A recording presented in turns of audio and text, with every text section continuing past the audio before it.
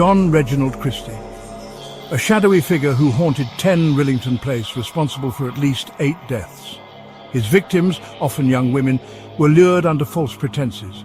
Christie was a master manipulator, preying on the vulnerable. The discovery of his deeds in 1953 shocked the nation. The case remains a chilling reminder of the darkness that can lurk beneath ordinary life. To understand John Christie, one must delve deeply into his past and the environment that shaped him. Born in Yorkshire in 1899, Christie's childhood was far from idyllic. His early years were marked by a strict upbringing and a cold, distant father. The family environment was harsh, and young Christie often felt isolated and misunderstood. A strict upbringing and a cold father marked his formative years. This lack of warmth and affection had a profound impact on his psyche. Even in childhood, there were glimpses of the darkness within him. Cruelty to animals and petty thefts hinted at a troubled mind. These early signs of deviant behavior were often overlooked or dismissed as mere childhood mischief. World War I left him physically and emotionally scarred. The horrors of war exacerbated his already fragile mental state. Experts believe he exhibited classic psychopathic traits, lack of empathy, and a grandiose sense of self-importance. His manipulative nature allowed him to charm and disarm his victims with ease.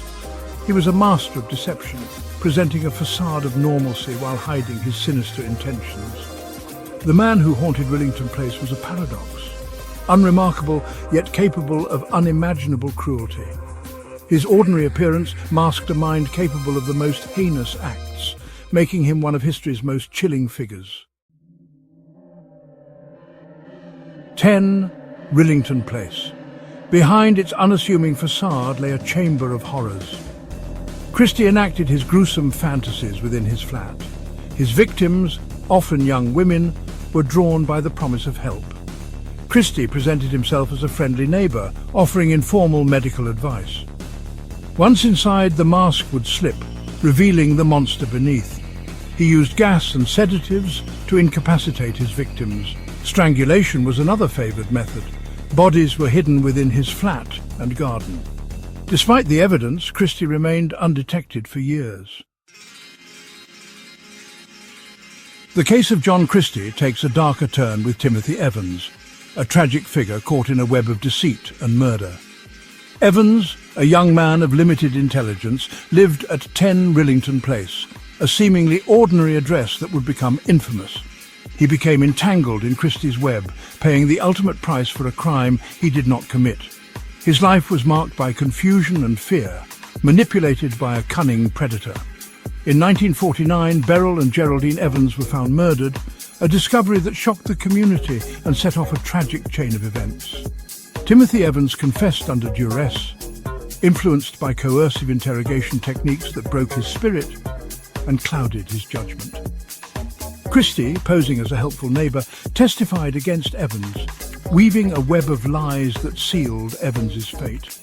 Despite his pleas of innocence, Evans was found guilty and hanged in 1950, a victim of a grave miscarriage of justice. 3 years later, the discovery of multiple bodies exposed Christie's lies, revealing Evans's innocence and highlighting the tragic errors of the justice system. The case of John Christie and the wrongful execution of Timothy Evans exposed deep flaws within the justice system. This tragic miscarriage of justice revealed the vulnerabilities and imperfections inherent in the legal processes of the time. Public outrage was palpable, as citizens from all walks of life demanded change. This collective outcry forced a reassessment of capital punishment in the UK, sparking debates and discussions that would shape the future of the nation's legal landscape. The case highlighted the fallibility of eyewitness testimony and the dangers of coercive interrogation. It underscored the need for more reliable and humane methods of gathering evidence, prompting a re-evaluation of police practices and courtroom procedures. As a result, significant legal reforms were enacted, including stricter guidelines for police interrogations and the establishment of the Court of Criminal Appeal. These changes aimed to prevent future injustices and ensure a fairer legal process for all. The case also fueled the abolitionist movement, leading to the suspension and eventual abolition of capital punishment in the UK. This marked a pivotal moment in the nation's history, reflecting a shift towards more humane and just practices. Beyond the legal ramifications, the case left an indelible mark on British society. It sparked widespread discussions about justice, fairness, and the value of human life, influencing public opinion and societal norms for generations to come. The horrors of 10 Rillington Place continue to resonate, reminding us of the importance of safeguarding the innocent and pursuing justice. This case serves as a powerful reminder of the need for vigilance and integrity within the justice system, ensuring that such tragedies are never repeated.